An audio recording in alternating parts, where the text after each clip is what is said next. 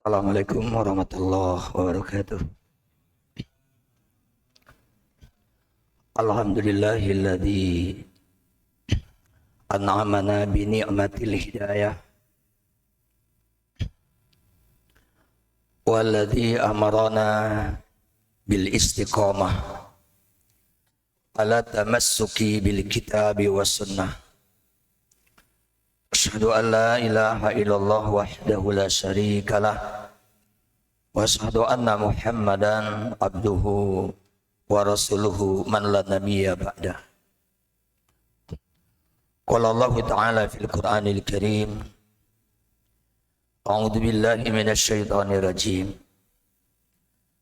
Kutiba 'alaikumul qitalu wa huwa kurhul lakum wa asa an takrahu syai'an wa huwa khairul lakum wa asa an tuhibbu syai'an wa huwa syarrul lakum wallahu ya'lamu wa antum la ta'lamun. Wa qala nabiyyu sallallahu alaihi wasallam, kataballahu maqadiral khalaiq qabla ay yakhluqas samawati wal ardh bi khamsina alfasanah wa arshuhu alal ma. Alhamdulillah wa syukurillah, pada malam hari ini ya saya bisa bermuwajahah, bertatap muka dengan jamaah Masjid Babus Salam.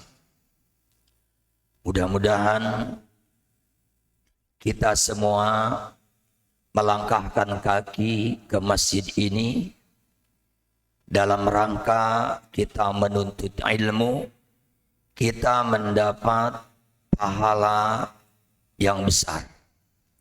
Sebagaimana dijelaskan oleh Nabi sallallahu alaihi wasallam dalam hadis riwayat Imam Ibnu Hibban dalam Al-Majruhin, diriwayatkan oleh Imam At-Tabrani dalam Mu'jamul Kabir, diriwayatkan oleh Imam Abu Nu'aim dalam Hilyatul Auliya, dan diriwayatkan oleh Imam Al-Hakim dalam Al-Mustadrak, dan Syekh Albani rahimahullah ta'ala beliau mensahihkan dalam Sahih Targhib wa Tarhib nomor 86, bahwa Nabi SAW bersabda, man goda ila masjidin la yuridu illa ayyata'allama khairan aw yu'allimahu kana lahu ka ajri hajjin tamman hajjatuhu.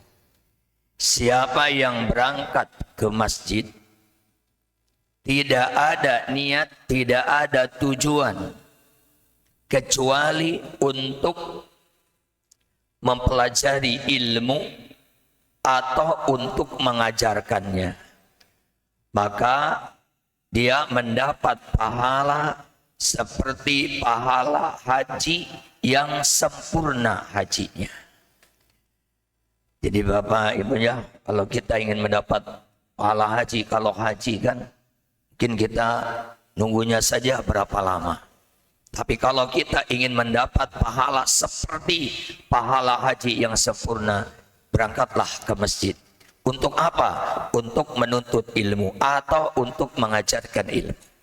Mudah-mudahan kita semua mendapatkan ya pahala sebagaimana yang disebutkan oleh Nabi Sallallahu Alaihi Wasallam. Alhamdulillah,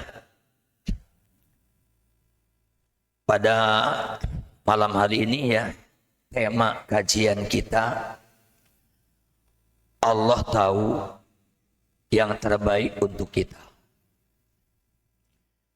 Ikhwan fillah, orang tua yang mengetahui kondisi anaknya dan dia sayang kepada anaknya, pasti orang tua akan memberikan yang terbaik untuk anaknya. Dia akan berusaha ya memberikan yang terbaik untuk anaknya. Allah Maha tahu Allah maha bijaksana. Allah ya maha segala-galanya. Dan Allah pun maha penyayang. Tentu Allah subhanahu wa ta'ala memberikan yang terbaik bagi kita sebagai hambanya. Jadi semua yang Allah tetapkan, semua yang Allah tentukan untuk hamba-hambanya, termasuk untuk kita, itu adalah yang terbaik bagi kita. Cuma sebelum ke situ, ikhwan fillah, kita perlu mengetahui dulu. Qadha itu ketentuan Allah, ketetapan Allah. Qadha itu ada dua. Ada qada'ul qadari atau yang disebut dengan qada'ul kauni.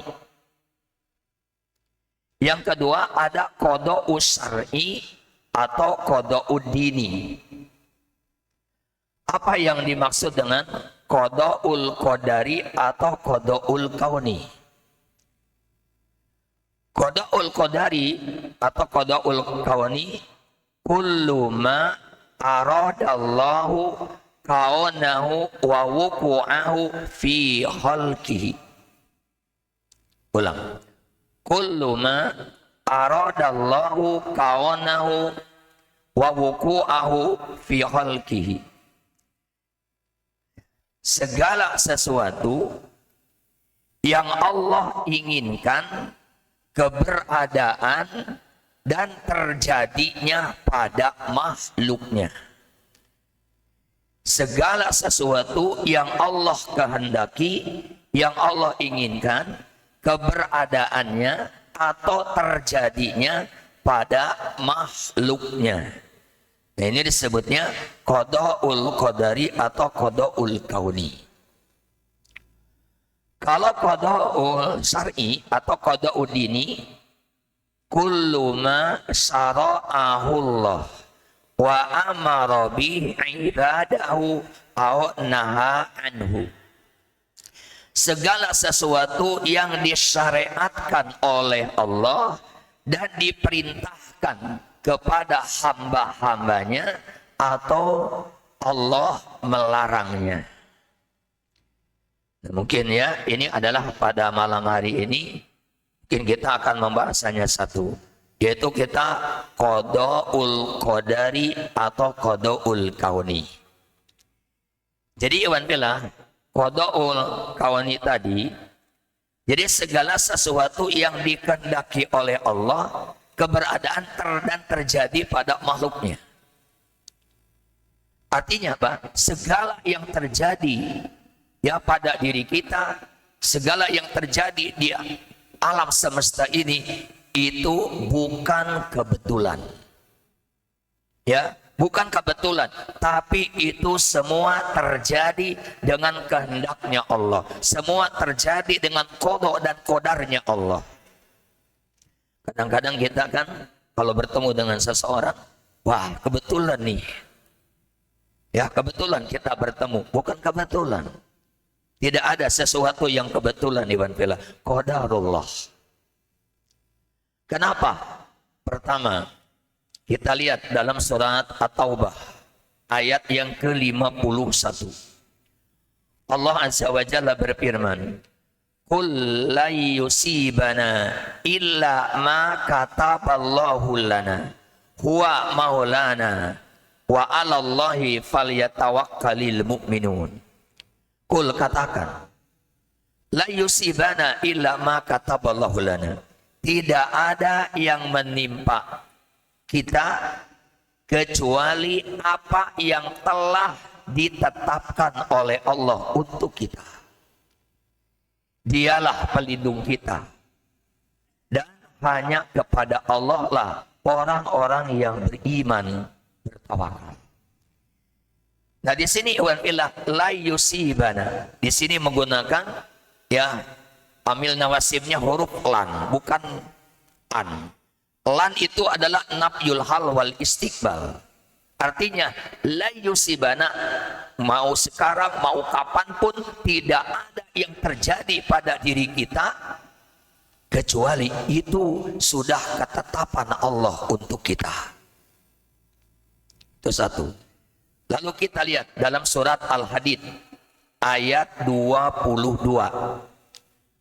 Allah Azza wa Jalla berfirman, "Ma asaba min musibatin fil ar wala fi anfusikum illa fi kitabim min qabli an nabra'aha. Inna dzalika 'ala Allahi yasir." Ma asaba min musibatin. Tidak ada suatu musibah pun melainkan sudah tertulis dalam Alkitab. Yang dimaksud Alkitab yaitu Lauh Mahfuz. Sebelum kami menciptakannya, sesungguhnya yang demikian itu adalah mudah ya bagi Allah. Nah, ini ayat ini jelas, Iwan Bila. Tidak ada suatu kejadian di muka bumi ini atau tidak ada sesuatu yang terjadi pada diri kita illa fi kitabin, kecuali semua sudah tertulis di Lauh Mahfuz. Jadi bukan kebetulan. Kita lihat dalam hadis riwayat Imam Muslim dan juga dalam riwayat Imam Ahmad. Nabi SAW bersabda, "Kataballahu maqadirul khalaiq qabla ay yakhluqas samawati wal ard." Allah telah menuliskan, Allah telah menetapkan takdir-takdir makhluknya sebelum Allah menciptakan langit dan bumi 50.000 tahun lagi. Bayangkan, Bang. Jadi sebelum Allah menciptakan langit dan bumi 50.000 tahun lagi, takdir semua makhluknya sudah Allah tetapkan di Lauh Mahfuz. Sehingga Imam Ahmad Ad-Dardari Al-Maliki beliau menyebutkan di dalam kitab Al-Kharidah, dalam matan Al-Kharidah Al-Bahiyah fi ilmi tauhid wal aqidah, beliau mengatakan, wa kullu amrin bil qada'i wal qadar wa kullu maqdurin tama'anhu mafar. Segala sesuatu dengan qada dan qadar, dan setiap orang yang ditakdirkan tidak bisa lari, tidak ada tempat untuk berlari. Jadi Iwan bilang, semua ini kita tidak lepas dari qada dan qadarnya Allah. Termasuk saya pada malam hari ini, Pak. Saya duduk di sini, ini sudah tertulis, Pak, di Lauh Mahfuznya, bahwa saya malam ini harus duduk di sini. Ini adalah qada dan qadarnya Allah. Wa kullu maqdurin fama minul mafar. Tidak ada manusia yang bisa lari dari takdir, Pak. Ya, tidak ada manusia yang bisa lari dari takdir. Kalau Allah sudah menakdirkan A, pasti terjadi. Ingat, ketika Umar bin Khattab radhiyallahu an dengan rombongan mereka dari Madinah pergi menuju ke Syam.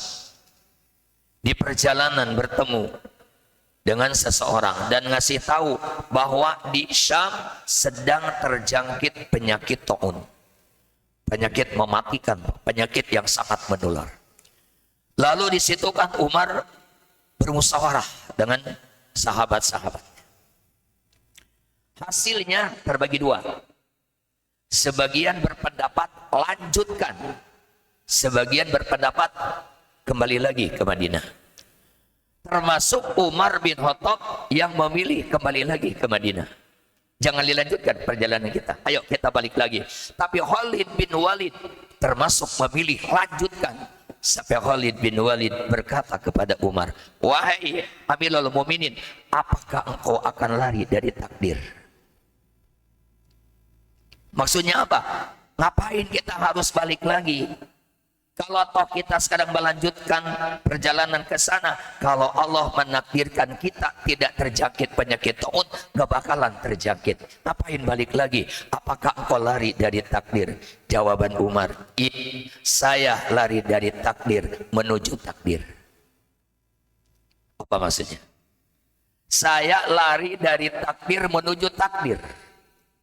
Artinya ini sebatas usaha.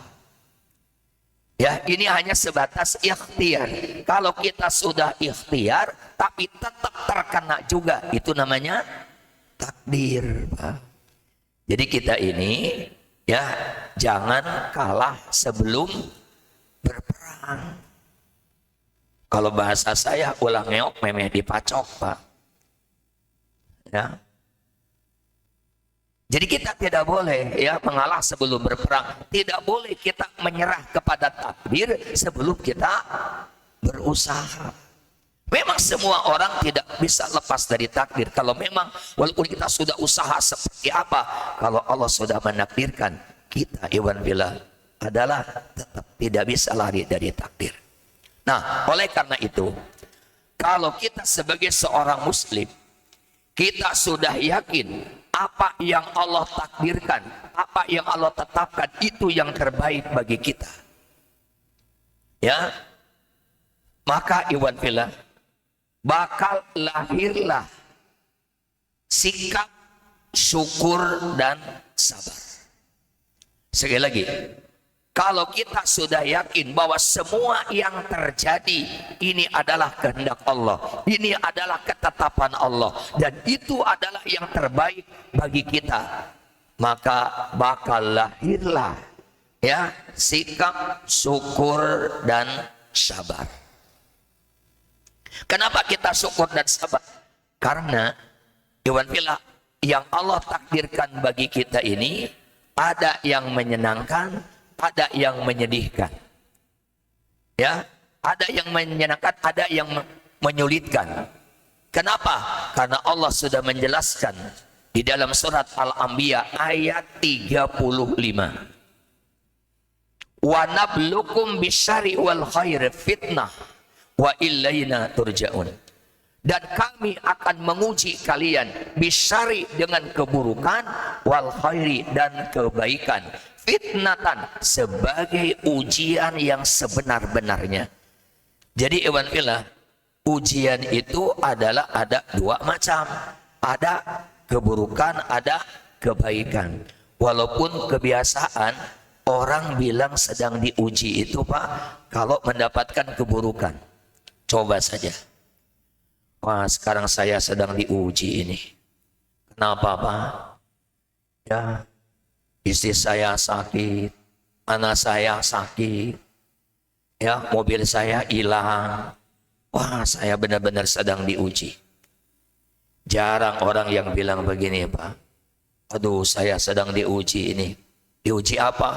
Duit banyak, badan sehat, ya, usaha lancar. Ada nggak yang bilang itu sedang diuji? Nggak ada. Padahal semuanya ujian, iwan billah. Wa nablukum bisyarri wal khair. Kami akan menguji kalian bisyarri dengan keburukan, wal khair dengan kebaikan. Ya, sehat ujian, sakit ujian. Ya, kaya ujian, miskin ujian, senang ujian, susah ujian. Semuanya ujian. Cuma bedanya apa? Kalau Allah memberikan kesenangan, kesehatan, ya, kesuksesan, Allah ingin menguji kita. Kita ini bersyukur atau tidak? Kalau Allah banyakkan, ya, memberikan kebalikannya. Allah ingin menguji kita ini sabar atau tidak. Makanya iwan billah, kalau kita sudah yakin, ya, dengan seyakin-yakinnya, ya, bahwa itu adalah merupakan ketetapan dari Allah dan itu adalah yang terbaik bagi kita, sekali lagi, bakal lahirlah syukur dan sabar. Kita lihat dalam hadis riwayat Imam Muslim di antaranya, Nabi Rasulullah bersabda, ajaban li amril mu'min, inna amrohu kullahu khair, wa laisa dzaka li ahadin illa lil mu'min. Sungguh mengagumkan, sungguh menakjubkan urusan seorang mukmin. Apa mengagumkannya? Semua urusannya baik baginya. Tidak ada yang demikian bagi siapapun kecuali hanya orang mukmin. Kenapa? In asobathu sarra'u syakara fakana khairan lah. Apabila orang mukmin mendapatkan kesenangan, dia bersyukur, maka kesenangan menjadi baik baginya.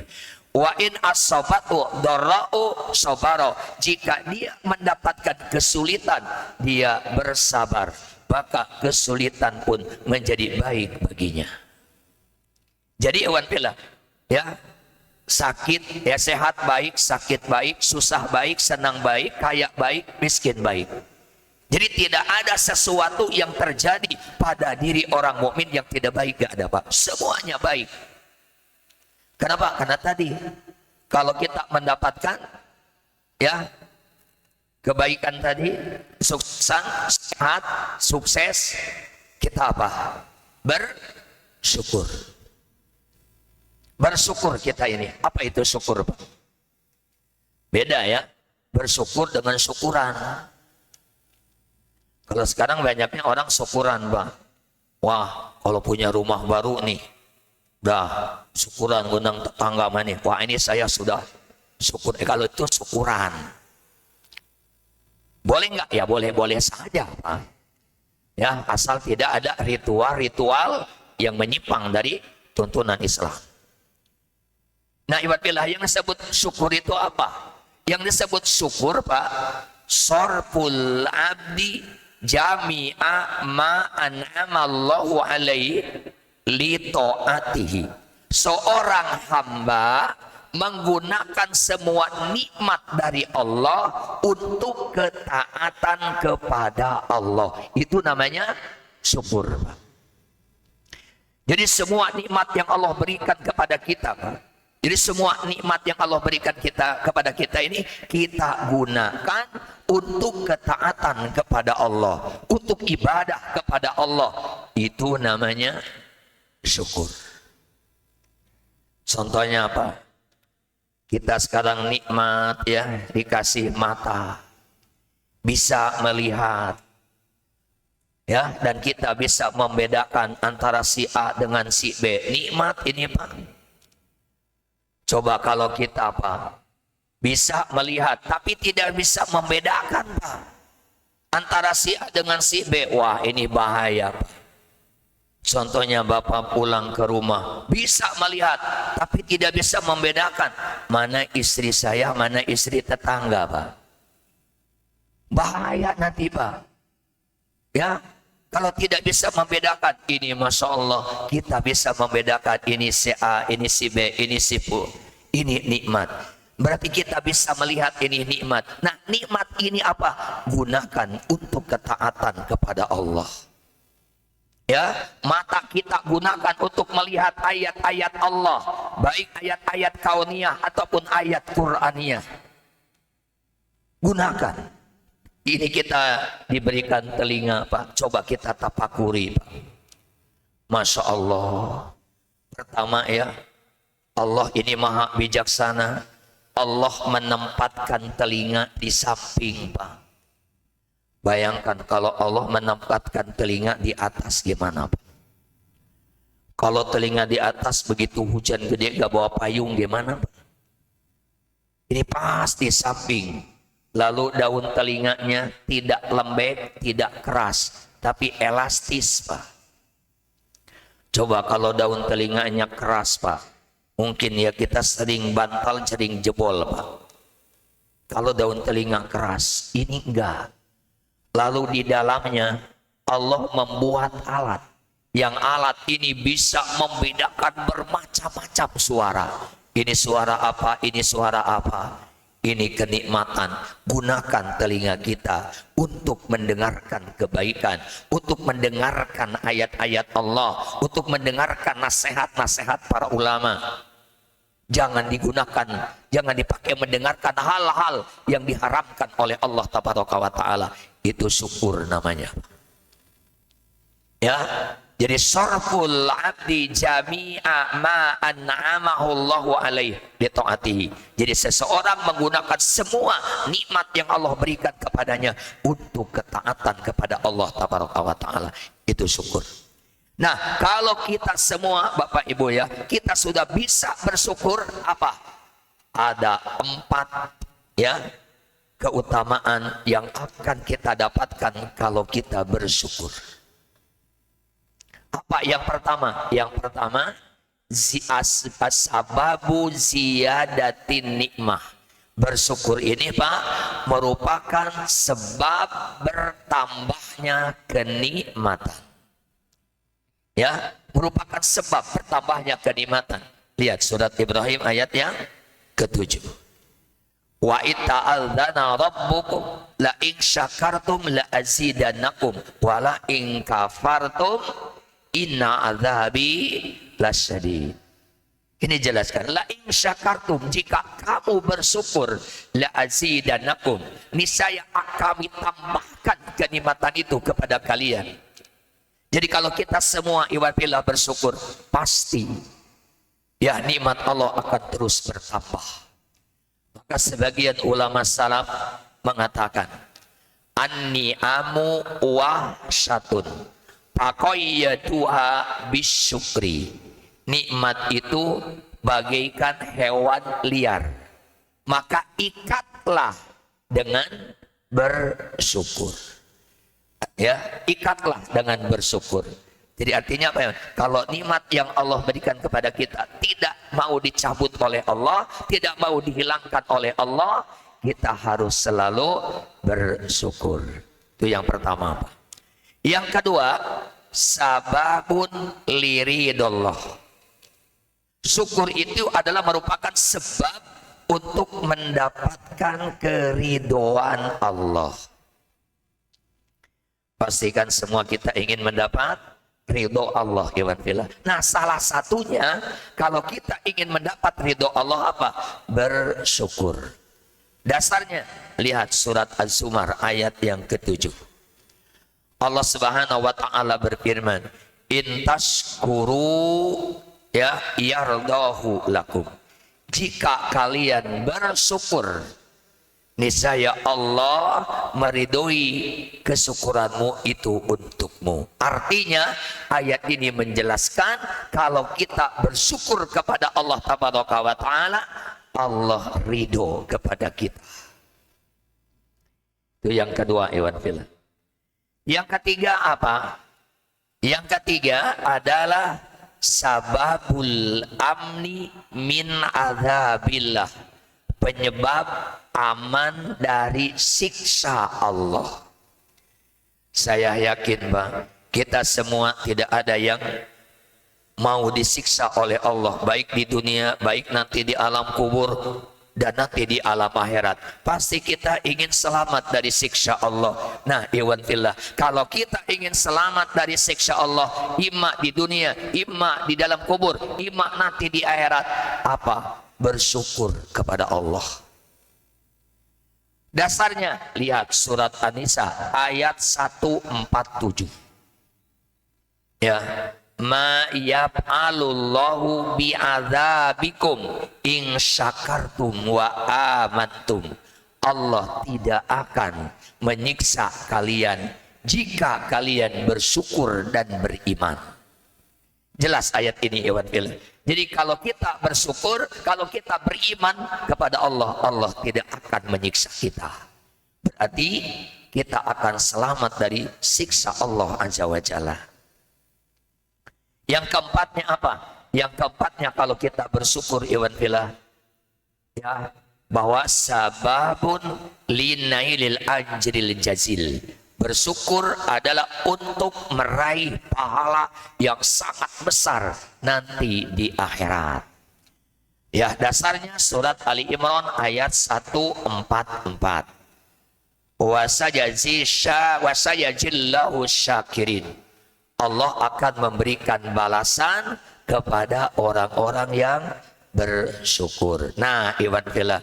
Jadi kalau kita ya diberikan kebaikan oleh Allah, kita bersyukur, maka jelas itu adalah menjadi kebaikan bagi kita. Nah, kemudian yang kebalikannya, bagaimana kalau kita diuji oleh Allah berupa kemiskinan, kefakiran, kesulitan, kesusahan, sakit banyak yang berkepanjangan.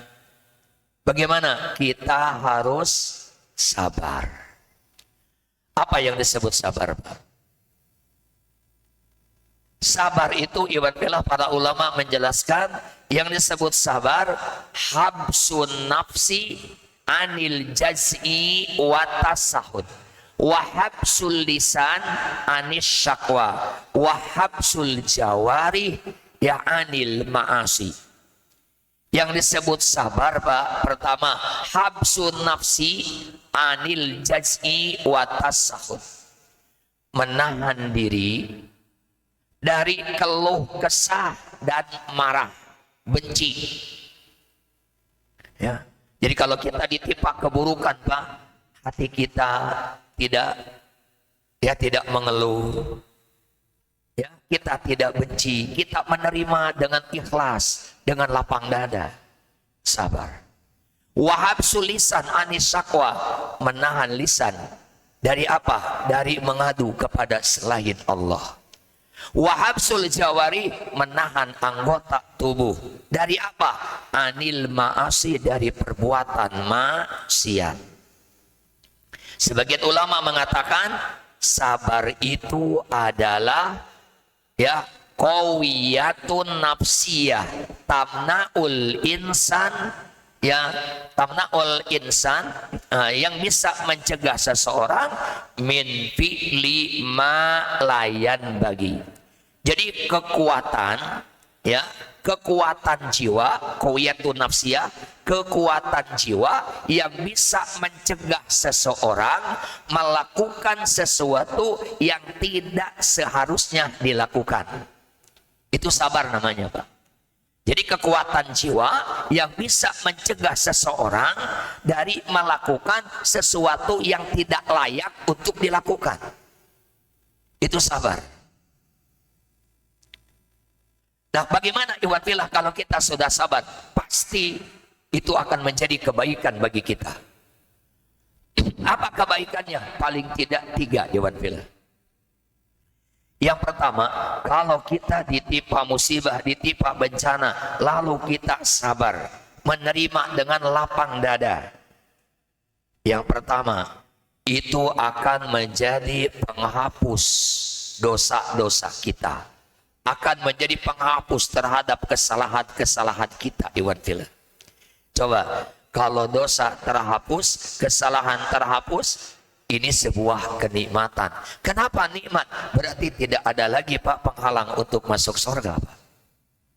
Maka Syaikhul Islam Ibnu Taimiyah rahimahullahu taala beliau mengatakan, kalau manusia tahu faidah dari sebuah bencana, maka bencana akan berubah menjadi nikmat.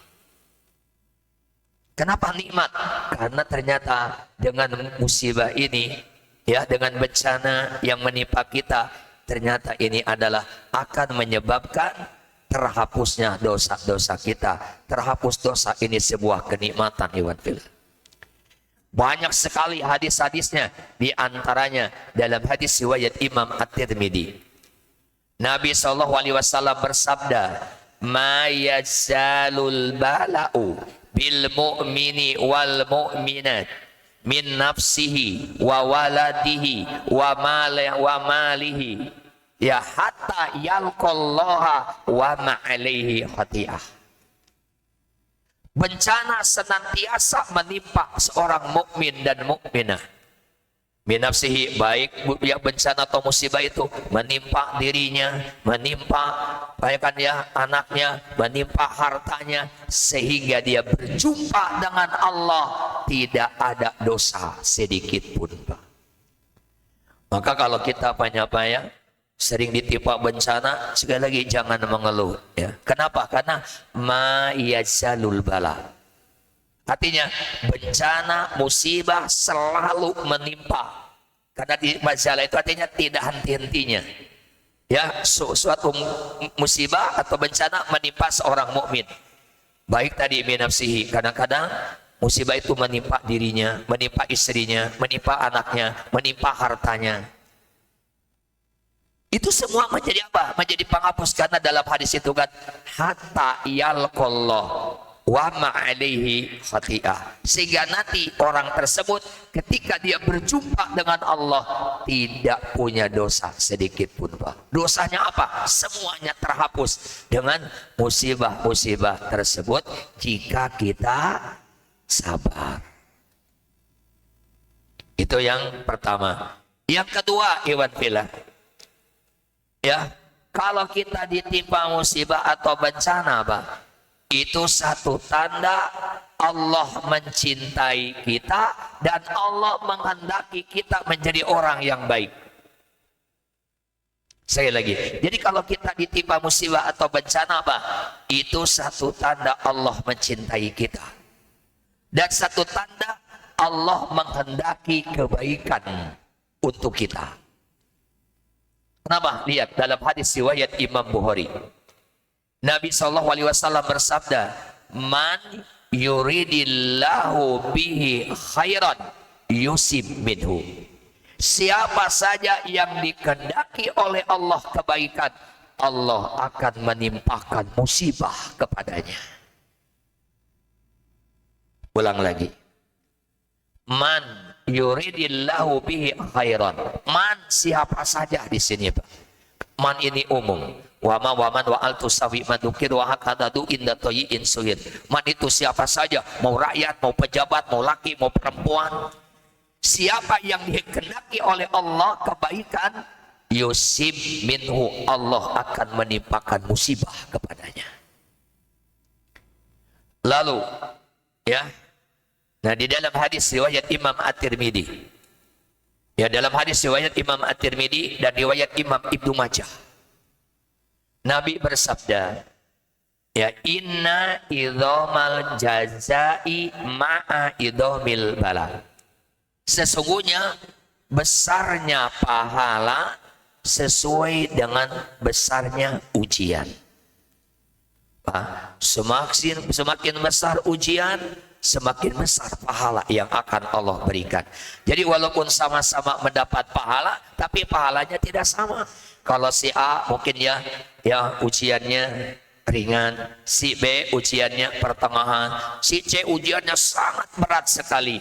Otomatis, Pak, pahala yang akan Allah berikan sesuai dengan kadar ujiannya.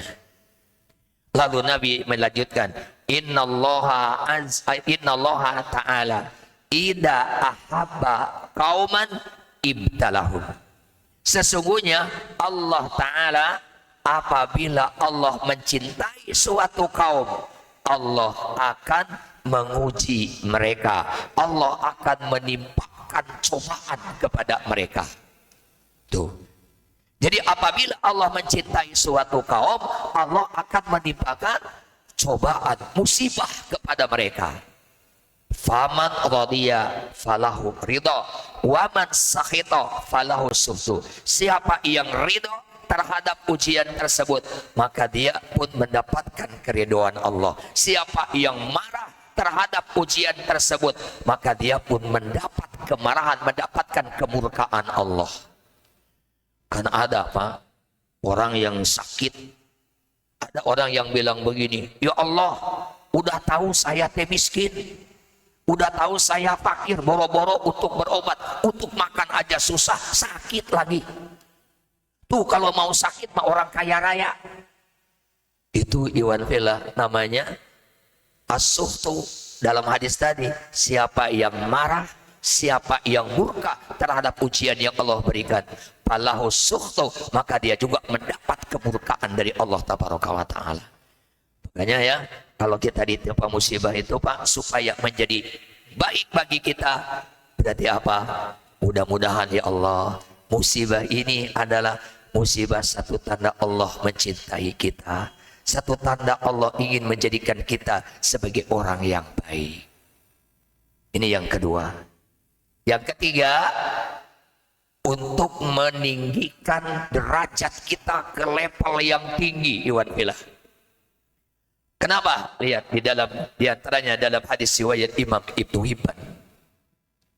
Nabi SAW bersabda, "Inna rajula la yakunu lahu al-manzilatu indallah la yablughuha bi amalin." Sesungguhnya apa? Ada seseorang benar-benar memiliki kedudukan yang tinggi di sisi Allah, tapi amalnya tidak bisa ya untuk mencapai kedudukan yang tinggi itu. Sekali lagi, contohnya nih. Ada orang, Pak, banyak orang ini dinyatakan tertulis bahwa dia adalah sebagai ahli sorga. Ya, dia sebagai orang yang ahli sorga. Tapi amalan-amalan yang dia lakukan tidak bisa mencapai derajat itu. Nah, karena amalannya masih kurang, dengan amalannya tidak bisa mencapai ya derajat tersebut, tidak bisa mencapai amal untuk ke surga, fala yazalullahu, maka Allah senantiasa memberikan ujian kepada orang tersebut bima yakroh, dengan ujian-ujian yang dia tidak sukai, hatta yablughahu ilayya, sehingga orang ini sampailah kepada derajat yang tinggi tadi. Nah, jadi iwan fillah, terkadang ya nih, jadi musibah atau bencana yang menimpa kita itu adalah untuk ya meninggikan kita supaya kita sampai kepada derajat yang sudah Allah tentukan buat kita.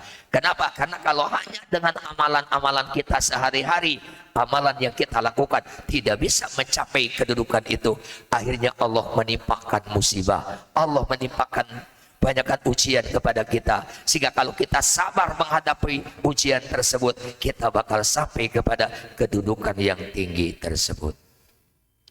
Bisa dipahami, Bapak? Nah ya, jadi berarti dari sini iwan fillah tadi, Allah tahu mana yang terbaik untuk kita. Jadi ya, semua yang Allah tetapkan untuk kita, semua yang Allah takdirkan untuk kita, itulah yang terbaik buat kita, asal kita bisa bersyukur dan bisa bersabar. Sudah masuk? Ya, silakan mengumandangkan adzan.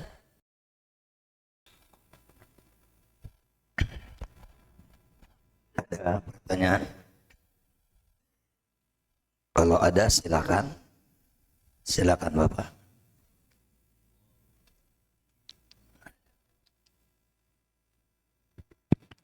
Assalamualaikum warahmatullahi wabarakatuh. Waalaikumsalam warahmatullahi wabarakatuh.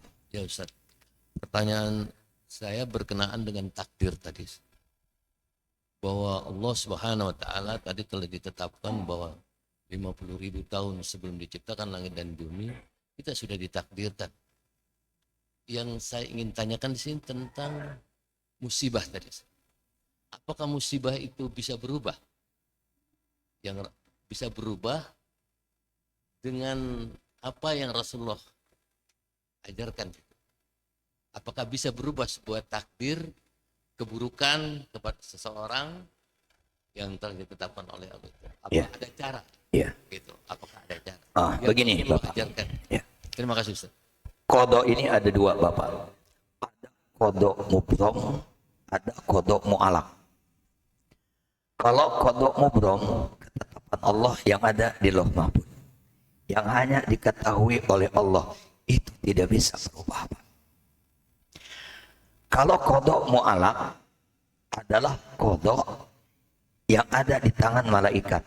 Kan dalam hadis riwayat Bukhari kan, ketika kita usia 4 bulan di dalam kandungan atau di dalam rahim, Allah kan mengutus malaikat. Di antaranya kan malaikat ditugaskan untuk menulis 4 perkara. Nah, ini yang dimaksud dengan kodok mu'alak. Kodok mu'alak itu kodok yang bisa berubah. Contohnya, Bapak, umur Bapak, ya di situ ditulis Bapak siapa? Bapak Muhammad saja. Umur Bapak Muhammad 60 tahun. Tapi kalau sodakoh jadi 70 tahun. Nah, terus Bapak sodakoh dirubah yang 60 jadi 70. Karena ada hadis bahwa sodakoh bisa memanjangkan umur. Nah, yang dimaksud adalah qada mu'alaq. Tapi kalau Bapak sudah 70 tahun, sodakoh lagi, nggak bisa diperpanjang lagi, Pak. Kenapa? Kalau di Lauh Mahfud umur Bapak sudah 70 tahun, walaupun Bapak sodakoh, nggak bisa diperpanjang. Karena kalau diperpanjang terus, Bapak nggak meninggal-meninggal, Pak. Ya. Nanti kalau udah mau habis, perpanjang lagi. Benar? Nggak bisa. Jadi kalau Bapak bertanya, apakah kodok bisa dirubah? Bisa. Tapi kodonya kodok mu'alaq. Bukan kodok mubrom.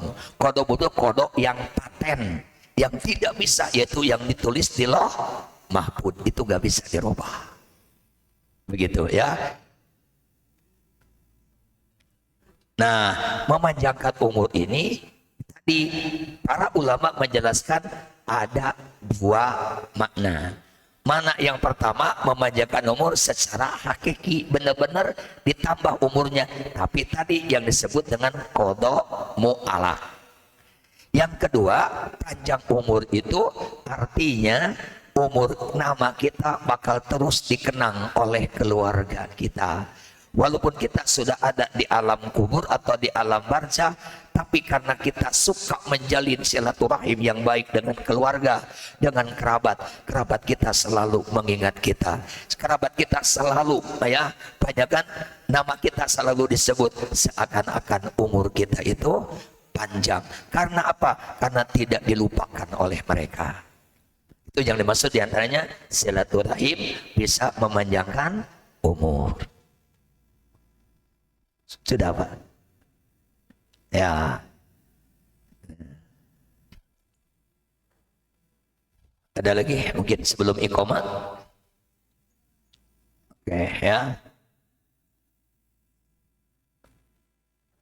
Ya, silakan Bapak. Assalamualaikum warahmatullahi wabarakatuh.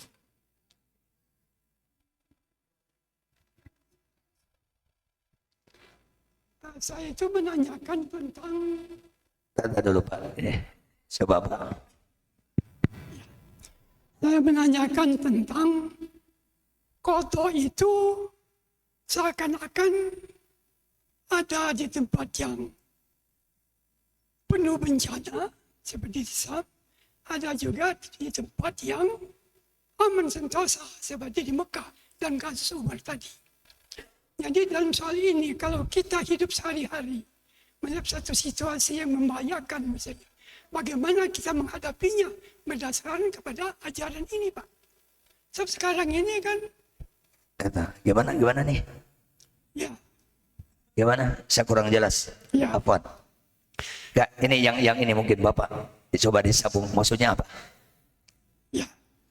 Maksud saya supaya kita itu bisa menerapkan pengertian qada itu di tempat yang benar. Jadi sekarang ini banyak bencana, umpamanya perzinahan yang terjadi. Oh iya. Jadi bagaimana Iya. ini? Itu Pak. Iya. Jadi kadang-kadang ada orang yang salah. Ada orang sebenarnya saya itu mau jadi wanita solehah, tapi takdir saya jadi wanita PSK. Itu salah kaprah. Ingat dulu di zaman Umar bin Khattab, ada seorang pencuri dan diputuskan bahwa dia ingin dipotong tangannya. Lalu kata si pencuri itu, wahai Amirul Mukminin, kenapa tangan saya mau dipotong? Bukankah mencuri itu takdir Allah?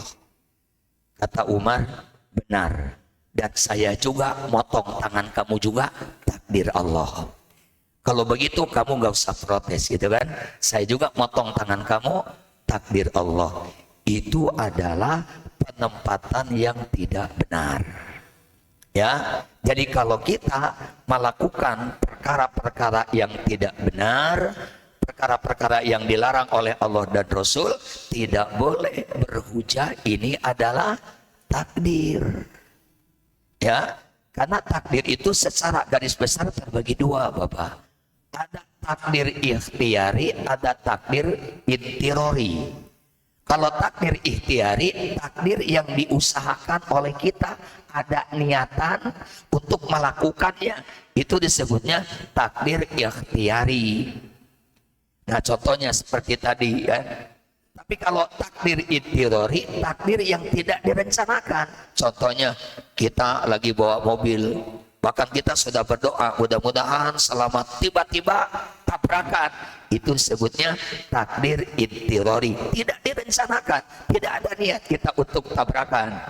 Nah, jadi ya kita boleh mengatakan dalam takdir intirori tadi ini merupakan takdir, merupakan kodok dari Allah. Tapi kalau kita sengaja melakukan perbuatan-perbuatan yang haram, tidak boleh mengatakan ini adalah takdir. Ini orang nggak punya adab, nggak punya tata krama, nggak punya kesopanan terhadap Allah Tabaraka wa Ta'ala.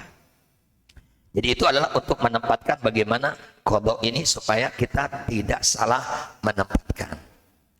Ya, iwan fillah, azani Allah wa iyyakum. Mudah-mudahan sekali lagi Bapak Ibu ya, ini adalah ilmu ini yang sangat penting untuk kita pelajari. Kenapa? Karena Mu'ad bin Jabal radhiyallahu anhu beliau mengatakan, al ilmu imamul amal wal amal tabi'uhu. Ilmu itu imamnya amal, amal itu mamumnya ilmu. Coba kalau kita sholat, imam di mana? Di depan. Kalau imamnya di belakang, sah enggak sholat berjamaahnya? Enggak sah. Nah, ilmu itu imamnya amal. Berarti Pak, sebelum kita beramal apapun, kita harus tahu dulu ilmunya. Maka Imam Bukhari membuat babul ilmi qoblal qauli wal amali, bab ilmu sebelum berkata dan sebelum beramal. Kebanyakan kaum muslimin sekarang beramal sebelum berilmu. Ya, nah, makanya alhamdulillah, nah, Bapak-bapak punya kesemangatan sekali ya untuk menuntut ilmu. Mungkin ini saja yang bisa saya sampaikan. Sekali lagi mohon maaf apabila ada kelebihan dan kekurangan. Yang benar datang dari saya, ya, yang benar datang dari Allah, yang salah datang dari saya sendiri. Mohon maaf. Ya, marilah kita tutup dengan doa kafaratul majlis. Subhanakallahumma wa bihamdika asyhadu an la ilaha illa anta astaghfiruka wa atubu ilaik. Assalamualaikum warahmatullahi wabarakatuh.